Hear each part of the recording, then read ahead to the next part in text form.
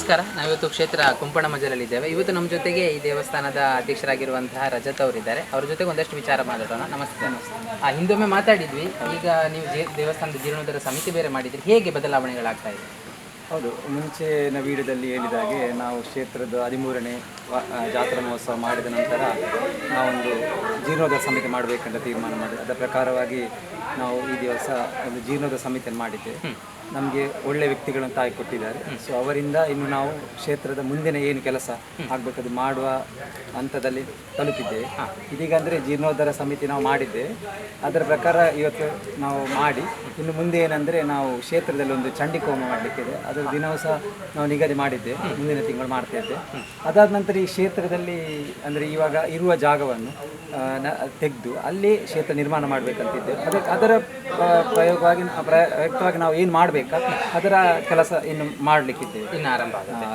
ಈಗ ಹೇಗಿದೆ ಸಹಕಾರಗಳು ಹಿಂದಿಗಿಂತಲೂ ಈಗ ನೋಡಿದ್ರೆ ಹೇಗೆ ಸಹಕಾರಗಳು?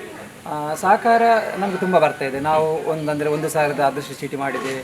ನಾವೆಲ್ಲ ಭಜನಾ ಮಂಡಳಿಗೆ ಹೋಗ್ತಾ ಇದ್ದೇವೆ. ಅದೇ ರೀತಿ ಅವರಿಂದ ನನಗೆ ತುಂಬ ಸಹಕಾರ ಸಿಗ್ತಾ ಇದೆ. ಅವರು ನಮ್ಮದು ಅದೃಷ್ಟ ಚೀಟಿಯನ್ನು ತೆಗೊಂಡು ನಾವು ನಿಮ್ಮೊಟ್ಟಿಗೆ ಇದ್ದೇವೆ ಅಂತ ಹೇಳ್ತಾರೆ. ಅದೇ ರೀತಿ ಕ್ಷೇತ್ರದಲ್ಲಿ ಜಾತ್ರಾ ಮಹೋತ್ಸವ ಆದಮೇಲೆ ತುಂಬ ಭಕ್ತರು ದೂರದಿಂದ ಬರ್ತಾ ಇದ್ದಾರೆ.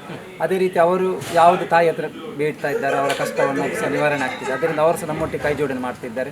ಇದು ತುಂಬ ಖುಷಿಯ ವಿಷಯ. ಯಾಕೆಂದರೆ ನಾವು ಏನು ಬಯಸಿದೆ ಅಂದರೆ ಕ್ಷೇತ್ರದಲ್ಲಿ ಬಂದ ಭಕ್ತರು ಅವರು ಭಕ್ತಿಯಿಂದ ತಾಯಿ ಹತ್ರ ಬೇಡಿದಾಗ ಅವರ ಕಷ್ಟವನ್ನು ತಾಯಿ ನಿವಾರಣೆ ಮಾಡಬೇಕಂತ. ಅದೇ ರೀತಿ ಅವರು ಭಕ್ತಿಯಿಂದ ಬಂದವರು ತಾಯಿ ಅವ್ರದ್ದು ಕಷ್ಟ ನಿವಾರಣೆ ಮಾಡ್ಕೊಳ್ತಾ ಇದ್ದಾರೆ. ಅವರು ಸಹ ಹೇಳ್ತಾ ಇದ್ದಾರೆ ನಾವು ನಿಮ್ಮೊಟ್ಟಿಗೆ ಕೈ ಜೋಡಿಸ್ತಿದ್ದೆ ಅಂತ. ಅವರೀಗ ಕೈ ಜೋಡಣೆ ಮಾಡಿ ನಮ್ಮ ಜೀರ್ಣೋದ್ಧಾರ ಸಮಿತಿಯಲ್ಲಿ ಸಹ ಸೇರಿದ್ದಾರೆ.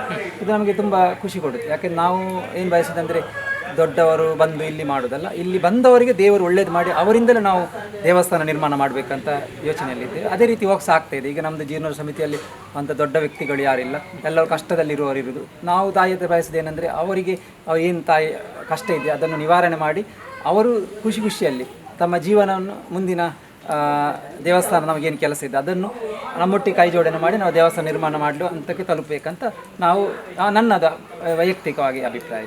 ಈಗ ಈ ಒಂದು ವಿಡಿಯೋನ ಒಂದಷ್ಟು ಜನ ನೋಡ್ತಾ ಇದ್ದಾರೆ. ಅವರು ಇನ್ನು ಯಾವ ರೀತಿಯ ಸಹಕಾರವನ್ನು ಕೊಡ್ಬೋದು ಜನಗಳು? ಹೌದು, ನಾವು ಇವಾಗ ಅಂದರೆ ವಿಡಿಯೋವನ್ನು ತುಂಬ ಕಡೆಯಲ್ಲಿ ನಾವು ಯಾವುದೇ ಭಕ್ತರು ಅವರ ಕಷ್ಟವನ್ನು ಹೇಳಿ ಇಲ್ಲಿ ಸಂದರ್ಶನ ಕೊಟ್ಟಿದ್ದಾರೆ. ಅದನ್ನು ತುಂಬ ಕಡೆ ನಾವು ತೋರಿಸ್ತಾ ಇದ್ದೇವೆ. ಅಂದರೆ ಎಲ್ಲರಿಗೆ ತಲುಪುವ ಮಟ್ಟಕ್ಕೆ ಹೋಗ್ತಾ ಇದೆ. ನಾವು ಎಲ್ಲ ಗ್ರೂಪಲ್ಲಿ, ವಾಟ್ಸಪ್ ಗ್ರೂಪ್ ಇರಲಿ, ಸ್ಟೇಟಸ್ ಇರಲಿ ಅಥವಾ ಎಲ್ಲರ ಹತ್ರ ನಾವು ಶೇರ್ ಮಾಡಲಿಕ್ಕೆ ಆಗ್ತೇವೆ. ಅದು ಶೇರ್ ಮಾಡಿದ ನಂತರ ಏನಾಗಿದೆ ಅಂದರೆ ನನಗೆ ತುಂಬ ಕಡೆಯಿಂದ ಕರೆಗಳು ಬರ್ತಾ ಇದೆ. ಕ್ಷೇತ್ರದ ಬಗ್ಗೆ ಮಾಹಿತಿ ಕೇಳ್ತಾರೆ ಹೀಗೆ ಅಂತ. ನಾವು ಇದು ಕ್ಷೇತ್ರ ಬೇರೆ ಕಡೆ ಆಗಲ್ಲ, ಬೇರೆ ಕಡೆಯಲ್ಲಿ ಸುಮ್ಮನೆ ಹೇಳ್ತಾರೆ. ನಾವು ಹೇಳೋದು ಕ್ಷೇತ್ರದಲ್ಲಿ ಹೀಗೆ ಆಗಿದೆ, ನೀವು ವಿಡಿಯೋ ನೋಡೋ ಗೊತ್ತಾಗಿದೆ ಭಕ್ತರಲ್ಲಿ ಹೇಗೆ ಹೇಳಿದ್ದಾರೆ.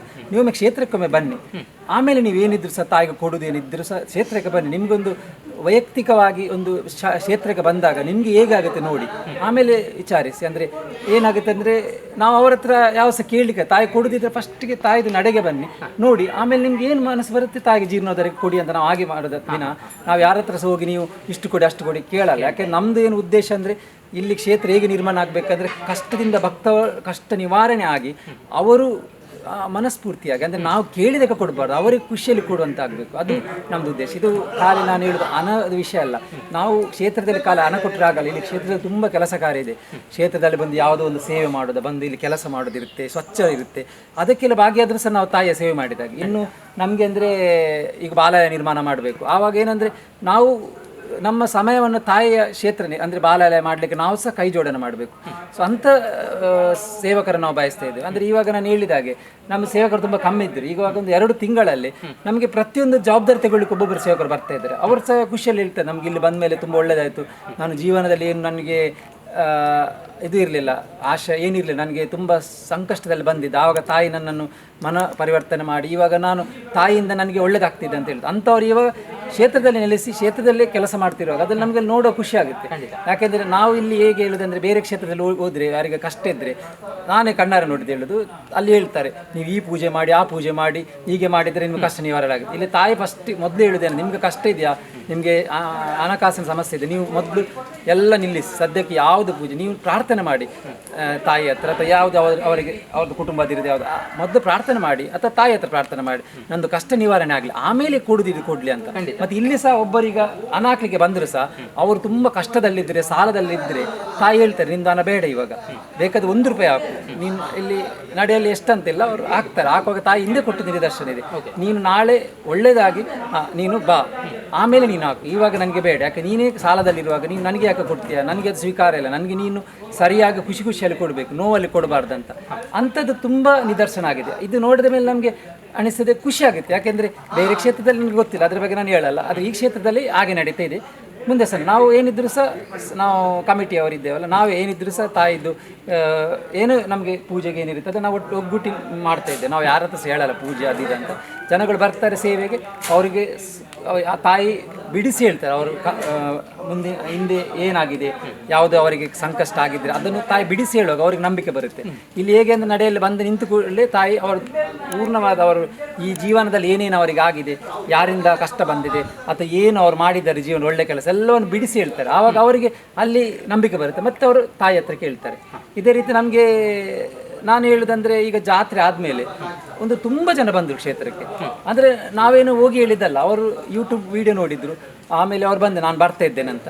ಆಗ ನಾವು ಸಹ ಬರ್ತೇವೆ. ಅಂದರೆ ನಮ್ಮವರಂದರೆ ನಾವು ಅವರಿಗೆ ಮೊದಲು ಬರಬೇಕು, ಮತ್ತೆ ಅವರಿಗೆ ಗೊತ್ತಾಗುತ್ತೆ. ಸೊ ನಾವು ಬರ್ತೇವೆ, ಅವರು ಎಷ್ಟು ಬೇಕಾದ ಕಾಯ್ತಾರೆ, 1 ಗಂಟೆ ಆಗಲಿ 2 ಗಂಟೆ ಆಗಲಿ. ಅಂದರೆ ತಾಯಿದು ದರ್ಶನ ನೋಡು, ಅದು ಒಮ್ಮೆ ತಾಯಿ ದರ್ಶನ ಬರುವಾಗಲೂ ಅವ್ರ ನಂಬಿಕೆ ಬರುತ್ತೆ. ಇದೇ ರೀತಿ ಈಗ ಅವರು ನನಗೆ ದೂರವಾಣಿ ಮಾಡ್ತಾರೆ, ಅವ್ರದ್ದು ಕಷ್ಟವನ್ನು ನನ್ನ ಹತ್ರ ಹೇಳ್ತಾರೆ, ನಾವು ಅವರಿಗೆ ಧೈರ್ಯವನ್ನು ಕೊಡ್ತಾ ಇದ್ದೇವೆ. ನಮಗೆ ಗೊತ್ತುಂಟು ಹೀಗೆ ಮಾಡಿದರೆ ಹೀಗೆ, ಅಂದರೆ ನಮ್ಮದು ತುಂಬ ಸಮಯದಿಂದ ಬರುವುದರಿಂದ ತಾಯಿ ದರ್ಶನದಲ್ಲಿ ತಾಯಿ ಹೇಗೆ ಹೇಳ್ತಾರೆ ಅದು ನಮಗೆ ಗೊತ್ತಿರೋದ್ರಿಂದ ನಮಗೇನು ತಾಯಿ ಮಾತಾಡಿಸ್ತಾರೆ ಅದನ್ನು ನಾವು ಹೇಳ್ತೇವೆ. ಅದರಿಂದ ಅವ್ರದ್ದು ಕಷ್ಟ ಇದು ಆಗಿ ಅವರು ಸ್ವಲ್ಪ ಮಾನಸಿಕವಾಗಿರುತ್ತೆ. ಏನಾಗುತ್ತೆ, ಒಬ್ಬ ಕಷ್ಟದಲ್ಲಿರುವವನಿಗೆ ನಾವು ಮುಖ್ಯವಾಗಿ ಅವರ ಹತ್ರ ಮಾತಾಡಿ ಅವರದ ಕಷ್ಟವನ್ನು ನಿವಾರಣೆ ಮಾಡಬೇಕು. ನಾವು ಮನುಷ್ಯನಿಗೆ ಮಾಡ್ಲಿಕ್ಕೆ ಆಗೋದಷ್ಟೇ, ಮತ್ತು ಅವರಿಗೆ ಹಣ ಕೊಟ್ಟು ಏನಲ್ಲ, ಹಣ ಕೊಡೋದು ಅದು ಬೇರೆ ವಿಷಯ. ಆದರೆ ಇವಾಗ ಒಬ್ಬ ಜೀವನದಲ್ಲಿ ತುಂಬ ನೋವಲ್ಲಿದ್ದರೆ ಆ ಸಮಯದಲ್ಲಿ ಅವರಿಗೆ ನೋವು ನಿವಾರಣೆ ಮಾಡಬೇಕಾದ್ರೆ ಯಾರಾದರೂ ವ್ಯಕ್ತಿ ಅವ್ರ ಹತ್ರ ಮಾತಾಡಿ ಅವರದ ಈಗ ಇಂಗ್ಲೀಷಲ್ಲಿ ಕೌನ್ಸಿಲಿಂಗ್ ಅಂತ, ಅದೇ ರೀತಿ ನಾವು ಅವ್ರ ಹತ್ರ ಮಾತಾಡಿ ಅವರಿಗೆ ಸ್ವಲ್ಪ ನಾವು ಧೈರ್ಯವನ್ನು ಕೊಡಬೇಕು. ಸೊ ನಮಗೆ ತಾಯಿಯ ಈ ನಡೆಗೆ ಬಂದ ಮೇಲೆ ಅಂತ ಒಂದು ಅವಕಾಶ ಸಿಕ್ಕಿದೆ, ಅದರಿಂದ ಖುಷಿ ಆಗುತ್ತೆ. ಯಾಕೆ ನನಗೆ ತುಂಬ ಜನ ಕರೆ ಮಾಡ್ತಾರೆ, ಅವರ ಕಷ್ಟವನ್ನು ಹೇಳ್ತಾರೆ, ಆವಾಗ ನನಗೆ ಅವರಿಗೆ ಹೇಳಲಿಕ್ಕೆ ಆಗುತ್ತೆ. ಅದು ಯಾಕೆಂದ್ರೆ ಇದೆಲ್ಲ ನನಗೆ ಸಿಕ್ಕಿದ್ದು ತಾಯಿಯ ಈ ನಡೆಗೆ ಬಂದು ಇಲ್ಲಿ ನಾನು ಬಂದ ಮೇಲೆ ನನಗೆ ಸಿಕ್ಕಿದೆ. ಯಾಕೆ ನನಗೆ ಎಲ್ಲ ತಾಯಿ ಹೇಳಿದ್ದಾರೆ ಯಾವ ರೀತಿ ಇದ್ದರೆ ಹೇಗಿರಬೇಕು, ಯಾವ ವ್ಯಕ್ತಿಗಳಿಗೆ ಯಾವ ರೀತಿಯಲ್ಲಿ ಇದು ಮಾಡಬೇಕಂತ. ಆ ಕ್ಷಣದಲ್ಲಿ ತಾಯಿ ನಮಗೆ ಹೇಳಿಕೊಡ್ತಾರೆ, ನಾವು ಅವರಿಗೆ ಹೇಳ್ತೇವೆ, ಅವರು ಖುಷಿಯಲ್ಲಿದ್ದಾರೆ. ಅದೇ ನಾನು ಬಯಸುವುದು. ನಮಗೆ ಏನಂದರೆ ನಮಗೇನು ಬೇಡ, ನಮಗೆ ಅಂದರೆ ಈ ಕ್ಷೇತ್ರ ನಿರ್ಮಾಣ ಆಗುವ ಅದೇ ಉದ್ದೇಶ. ಅದೇ ಕ್ಷೇತ್ರ ನಿರ್ಮಾಣ ಆಗಬೇಕಾದ್ರೆ ಇಂಥ ಭಕ್ತರು ಬಂದು ಅವರ ಕಷ್ಟ ನಿವಾರಣೆ ಆಗಿ ಅವ್ರ ನಮ್ಮೊಟ್ಟಿಗೆ ಕೈ ಜೋಡಣೆ ಮಾಡಬೇಕು. ನಮ್ಮದು ಏನು ಉದ್ದೇಶ ಅಂದರೆ ಇಲ್ಲಿ ನಾವು ಅಂದರೆ ಹೋಗಲ್ಲ ಎಲ್ಲರ ಹತ್ರ ಹೋಗಿ, ಅಂದರೆ ತುಂಬ ದೊಡ್ಡ ದೊಡ್ಡ ವ್ಯಕ್ತಿಗಳು ಇರ್ತಾರೆ. ಈಗ ನೋಡ್ಲಿಕ್ಕೆ ಹೋದರೆ ಈ ನಮ್ಮ ಮಂಗಳೂರು, ದಕ್ಷಿಣ ಕನ್ನಡ, ಕರ್ನಾಟಕ ದೊಡ್ಡ ದೊಡ್ಡ ವ್ಯಕ್ತಿಗಳಿರ್ತಾರೆ, ನಾವು ಹೋಗ್ಬೋದು. ಆದರೆ ನಮಗೆ ಯಾಕೆಂದರೆ ಆ ರೀತಿ ಹೋಗೋದಕ್ಕೂ ಈ ರೀತಿ ಜನಗಳು ಬಂದು ಅವ್ರಿಗೆ ಒಳ್ಳೆದಾಗಿ ಕೊಡೋದಕ್ಕೆ ತುಂಬ ವ್ಯತ್ಯಾಸ. ಅಂದರೆ ನಾವು ಇಲ್ಲಿ ಮೊದಲು ಹೇಳಿದಾಗ ಇದು ತಾಯಿದು ದೇವಸ್ಥಾನ, ಇದು ಯಾರಿಗೂ ಒಬ್ಬ ವ್ಯಕ್ತಿಗೆ ಸಂಬಂಧಪಟ್ಟ ದೇವಸ್ಥಾನ ಅಲ್ಲ. ಇಲ್ಲಿ ಎಲ್ಲರಿಗೂ ಒಂದೇ ಸ್ಥಾನಮಾನ, ನೀನು ಏನೇ ಇರು, ಆದರೆ ಭಕ್ತರೆಲ್ಲರೂ ಒಂದೇ. ಅದರಿಂದ ನಮ್ದು ಈಗ ಸಹ ಅದೇ ಇದರಲ್ಲಿ ಹೋಗ್ತಾ ಇದೆ. ಇಲ್ಲಿ ನೀವು ಬೇರೆ ಕಡೆ ಹೋದರೆ ನಾನು ಹೇಳಿದ ಟೋಕನ್ ಅದೆಲ್ಲ ಇದೆ ಅಂತೆ, ಆದರೆ ನನಗೆ ಹೋಗಿಲ್ಲ, ನನಗೆ ಗೊತ್ತಿಲ್ಲ. ಇಲ್ಲಿ ಹಾಗೆ ವ್ಯವಸ್ಥೆ ಇಲ್ಲ. ಈಗ ಯಾರು ಬರ್ತಾರೆ ಮೊದಲು ಅವರು ಮೊದಲು ಹೋಗಿ ತಾಯಿ ಹತ್ರ ಪ್ರಶ್ನೆ ಕೇಳ್ತಾರೆ, ಅವ್ರದ್ದು ಆದಮೇಲೆ ಮತ್ತೊಬ್ಬರು ಹೋಗ್ತಾರೆ. ಎಷ್ಟು ದೊಡ್ಡ ವ್ಯಕ್ತಿ ಬಂದರೂ ಸಹ ಅವನನ್ನ ಪರಿಚಯದವ, ಅವನ ನಮ್ಮ ಸಂಬಂಧಿಕ, ಅವನ ದೊಡ್ಡ ವ್ಯಕ್ತಿ ಹಾಗೇನಿಲ್ಲ. ಅವನು ಬಂದರೆ ಕಾಯಬೇಕು. ತಾಯಿ ಹೇಳಿದೆ ಎಷ್ಟು ಕಷ್ಟ ನನಗೆ ಬಂದ ನಿನಗೆ ಬಂದದ, ಕಷ್ಟ ನನಗೆ ಬಂದದ್ದಾದರೆ ಸರಿ, ನಿನಗೆ ಬಂದದ್ದಲ್ಲ, ನೀನು ಕಾಯಲೇಬೇಕು. ನೀನೀಗ ವೈದ್ಯನ ಹತ್ರ ಹೋದರೆ ಕಾಯಲ್ಲೋ ನೀನು. ಅದೇ ರೀತಿ ಇಲ್ಲಿ ಅದರಿಂದ ಕಾಣುತ್ತೆ. ಕೆಲವರೆಲ್ಲ ಏನಾಗ್ತಾರೆ ಅಂದರೆ ಅದೇ ಕಾರಣ ಇರ್ಬೋದು, ಕೆಲವರೆಲ್ಲ ಬರಲ್ಲ. ನಮಗೆ ಅದು ಇದಾಗಲ್ಲ, ಯಾಕಂದ್ರೆ ನಮಗೆ ಭಕ್ತಿಯಿಂದ ಬಂದವರು ಬೇಕು ತುಂಬ ಜನ. ಈಗ ನಾನು ಒಬ್ಬರ ಹತ್ರ ಹೇಳಿದ್ರೆ ಗುಣ ಆಗುತ್ತೆ ಅಥವಾ ನಿಮ್ಗೆ ಒಳ್ಳೇದಾಗುತ್ತೆ ಅಂದರೆ ಅದು ನಾನು ಹೇಳಿದಾಗೋದಲ್ಲ, ಅವರ ಭಕ್ತಿ ಸಹ ಸೇರಬೇಕು. ದೇವರ ಶಕ್ತಿ ಅವರ ಭಕ್ತಿ. ಇಲ್ಲಿ ಏನಾಗುತ್ತೆ ಅಂದರೆ ದೇವರ ಶಕ್ತಿ ಇದ್ದರೆ ಸಾಕಾಗಲ್ಲ. ಈಗ ನಾನು ಹೇಳ್ತೀನಿ, ಇಲ್ಲಿ ಬಂದವರದು 100ರಲ್ಲೊಂದು 90% ಸರಿಯಾಗಿದೆ ಜನರಿಗೆ ಸಮಸ್ಯೆ, ಅದು 10% ಆಗಿಲ್ಲ. ಯಾಕೆಂದರೆ ಈಗ ತಾಯಿ ಒಂದು ಹೇಳ್ತಾರೆ ಹೀಗೆ ಮಾಡಂತ, ಅವರು ಹೋಗಿ ಅವರಿಗೆ ಮರ್ತು ಹೋಗುತ್ತೆ. ಅದಕ್ಕೆ ಕಾರಣ ತಾಯಿ ಅಲ್ಲ. ಈಗ ನಾನೇ ನನಗೊಂದು ವಿಷಯ ಹೇಳಿದೆ, ತಾಯಿ ನೀನು ಈ ರೀತಿ ಇರು, ಜೀವನದಲ್ಲಿ ಈ ರೀತಿ ಇದ್ರೆ ನಿನಗೆ ಒಳ್ಳೇದಂತ ಹೇಳಿದರೆ, ನಾನು ತಾಯಿ ಹೇಳಿದ್ದಾರೆ ಸರಿ, ನಾನು ಮನೆಗೆ ಹೋದ್ಮೇಲೆ ಆ ರೀತಿ ಪಾಲನೆ ಮಾಡದಿದ್ದರೆ ಕಷ್ಟ ಬೇಡ ನನಗೆ, ತಾಯಿಗೇನಿಲ್ಲ. ಅದೇ ರೀತಿ ಆಗಿದೆ. ನಾನು ಇಲ್ಲಿ ಎಲ್ಲರ ಹತ್ರ ಹೇಳಲ್ಲ ನೀವು ಬನ್ನಿ ಆಗುತ್ತೆ, ಭಕ್ತಿಯಿಂದ ಬನ್ನಿ. ನಮಗೆ ಮುಖ್ಯವಾಗಿ ನಿಮ್ಮ ಭಕ್ತಿ ಮತ್ತು ಅದರೊಟ್ಟಿಗೆ ತಾಯಿ ನಿಮಗೆ ಏನು ಕೊಡ್ತಾರೆ. ಮುಖ್ಯವಾಗಿ ಹೇಳುವುದಂದರೆ ದೇವರು ಕಷ್ಟ ಕೊಡ್ತಾರೆ. ಯಾಕೆಂದ್ರೆ ಅದು ಕಷ್ಟ ನಮ್ಗೆ ಇವಾಗದ್ದಲ್ಲ. ಇವಾಗ ನಾವು ಎಷ್ಟು ಒಳ್ಳೆ ವ್ಯಕ್ತಿ ಆಗಿದ್ರು ಸಹ ಹಿಂದಿನ ಜನ್ಮದ ಕರ್ಮ ಬರಲೇಬೇಕು. ಒಂದೊಂದು ಸಮಯಕ್ಕೆ ಏನೇನು ಒಂದೊಂದು ಇರುತ್ತೆ. ಆ ಕಷ್ಟವನ್ನು ನಿವಾರಣೆ ಮಾಡಬೇಕಾದ ಅದರಷ್ಟಿಗೆ ನಾವು ದೇವರ ಭಕ್ತಿಯನ್ನು ಸೇರಿಸಿದರೆ ಸ್ವಲ್ಪ ಕಮ್ಮಿ ಆಗುತ್ತೆ. ಅದರತ್ತ ನನಗೆ ಕಷ್ಟವೇ ಕೊಡಬಾರ್ದು ಅಂತ ಹೇಳಲಿಕ್ಕಿಲ್ಲ. ನಾವು ಏನಾಗುತ್ತೆ ಅಂದರೆ ಈಗದ್ದು ಜನರದ್ದು ಇದು ಸುಖ ಇರುವಾಗ ಅವರಿಗೆ ಯಾರು ಸಹ ಕಾಣಲ್ಲ. ಕಷ್ಟ ಬಂದಾಗ ಹೇಳ್ತಾರೆ ನಾನು ದೇವರಿಗೆ ಅದು ಕೊಟ್ಟಿದ್ದೇನೆ ಇದು ಕೊಟ್ಟಿದ್ದೇನೆ ಅಂತ, ನನಗೆ ಕಷ್ಟ ಬಂದು. ನಿಜವಾಗಿ ನಮಗೆ ದೇವರಿಗೆ ಕೊಡ್ಲಿಕ್ಕಿಲ್ಲ, ನಾವು ಕೊಡ್ಲಿಕ್ಕೆ ಇರೋದು ಒಂದೇ ಭಕ್ತಿ ಮಾತ್ರ. ನೀವು ಎಷ್ಟು ಕೋಟಿ ಕೊಟ್ಟರು ಸಹ ದೇವರಿಗೆ ಅದು ದೇವರು ಕೊಟ್ಟದ್ರಿಂದ, ನಮ್ಮ ಹತ್ರ ಹಣ ಬರಬೇಕಾದ ಕಾರಣ ದೇವರಲ್ಲ. ಸೊ ಆ ಉದ್ದೇಶದಿಂದ ನಾವು ಮುಂದೆ ಹೋಗ್ತಾ ಇದ್ದೇವೆ. ಈಗ ನನಗೆ ಏನು ಸಿಕ್ಕಿದ್ರು ಸಹ ನಾನು ಅದು ನನ್ನಿಂದಲ್ಲ, ದೇವರು ಕೊಟ್ಟದಂತ ಎಣಿಸ್ತೇನೆ. ಅದೇ ರೀತಿ ನಾನು ಅವರ ಹತ್ರ ಸಹ ಹೇಳುದು ಭಕ್ತರ ಹತ್ರ, ನೀವು ಬನ್ನಿ, ನಿಮಗೆ ತಾಯಿ ಎಲ್ಲ ಕೊಡ್ತಾರೆ, ನೀವು ನಮ್ಮೊಟ್ಟಿಗೆ ಕೈ ಜೋಡಣೆ ಮಾಡಿ ಅಂತ. ತುಂಬ ಸಂತೋಷ ಆಗ್ತದೆ. ಯಾಕೆಂದರೆ ನಾವೊಂದು ಇವತ್ತೊಂದು ಜೀರ್ಣೋದ್ಧಾರ ಸಮಿತಿ ಮಾಡುವಾಗ ಯಾರೇ ಒಬ್ಬರು ಸಹ ಇಲ್ಲಿ ಕಮಿಟಿಗೆ ಬಂದವರು, ಈಗ ನಮ್ಮದು ಸಭೆ ಕರೆಯುವಾಗ ಬಂದಿದ್ದಾರೆ ತುಂಬ ಜನ, ಯಾರೇ ಒಬ್ಬರು ಸಹ ಕೊಟ್ಟ ಜವಾಬ್ದಾರಿಯನ್ನು ಬೇಡ ಅಂತ ಹೇಳಿದವರಿಲ್ಲ. ಈಗ ಏನಾಗುತ್ತೆ ಅಂದರೆ ಜನಗಳು ಹೇಗೆ ಆಗಿದೆ ಅಂದರೆ ಜನಜಾತ್ರೆ ಅಂತ, ಅಂದರೆ ಎಲ್ಲಿ ದೊಡ್ಡ ದೊಡ್ಡ ಇರುತ್ತಲ್ಲ ದೇವಸ್ಥಾನ ಎಲ್ಲ, ಅಲ್ಲಿ ಹೋಗ್ತಾರೆ, ಅಲ್ಲಿ ಯಾವುದು ಜವಾಬ್ದಾರಿ ತಗೊಳ್ತಾರೆ, ಅಂದರೆ ಅಲ್ಲಿ ದೊಡ್ಡದು. ಹೀಗೆ ಸಣ್ಣ ಸಣ್ಣ ದೇವಸ್ಥಾನಕ್ಕೆ ಹೋಗಲ್ಲ. ಅದೇನಾಗುತ್ತೆ ಅಂದರೆ ಗೊತ್ತಿಲ್ಲ ಅವ್ರಿಗೆ ಎಣಿಸ್ಬೋದು ಫುಲ್ ಜವಾಬ್ದಾರಿ ನನಗೆ ಸಿಗುತ್ತೆ ಅಂತ. ಆ ರೀತಿ ಅಲ್ಲ. ನಾವು ನನ್ನ ಉದ್ದೇಶ ಏನಂದರೆ ನಾವು ಆದಷ್ಟು ಸಣ್ಣ ಸಣ್ಣ ದೇವಸ್ಥಾನಕ್ಕೆ ಹೋಗಿ ಅಲ್ಲಿ ನಾವು ನಮ್ದು ಏನಾಗುತ್ತೆ ಪ್ರಯತ್ನ ಅವರಿಗೆ ಸಹಾಯ ಮಾಡಬೇಕು. ದೊಡ್ಡ ದೇವಸ್ಥಾನ ಹೋಗ್ಲಿಕ್ಕೆಲ್ಲ ದೊಡ್ಡವರು ನೋಡುವವರಿದ್ದೆ, ಗೌರ್ಮೆಂಟ್ ಸಹ ನೋಡುತ್ತೆ, ಅಥವಾ ದೊಡ್ಡ ದೊಡ್ಡ ವ್ಯಕ್ತಿಗಳು ಬಂದು ಅಲ್ಲಿಗೆ ಹಾಕ್ತಾರೆ ಕಾಣಿಕೆ. ಅಂದರೆ ನಾನು ದೇವಸ್ಥಾನಕ್ಕೆ ಹೋಗಬೇಡಿ ಅಂತ ಹೋಗಿ, ಆದರೆ ಏನಾಗುತ್ತೆ ನಿಮ್ದು ಏನು ಸೇವೆ ಕೊಟ್ಟು ಬನ್ನಿ.